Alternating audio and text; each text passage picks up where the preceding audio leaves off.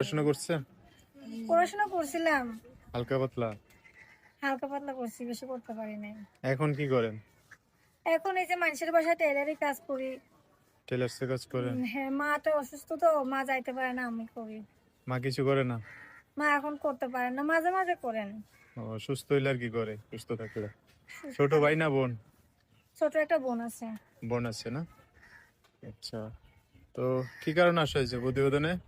প্রতিবেদন আইসি একজন ভালো মনের মানুষের আশায়, হুম। যদি কেউ দায়িত্ব নেয়, একজন জীবন সঙ্গীর আশায় আইসি, আল্লাহ যদি মিলে। তাহলে জীবন সঙ্গী করে সংসার করবেন? জি। আহ, এমনিতে আপনার আশেপাশে এমন মানুষ নাই জীবন সঙ্গী করবে, সংসার করবেন?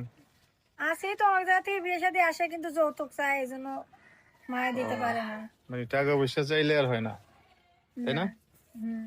এখন আপনি চাইতেছেন যে টাকা পয়সা না চাইবো, আপনার আপনাকে মেনে নিয়ে বিয়ে শাদী করে সংসার করবো, এরকম একটা মানুষ চান আর কি।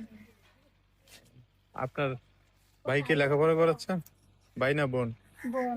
লেখাপড়া করে না বাসায় থাকে? না, লেখাপড়া করে না, আর্থিক সমস্যার জন্য।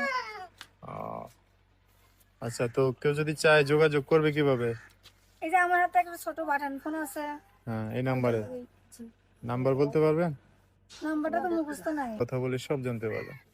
তো দর্শক ভাইরা ফোন দিলে ভালো করে কথাবার্তা বলা যাবে তো না? জি, ইনশাআল্লাহ। আচ্ছা, আর কিছু বলবেন? জি না।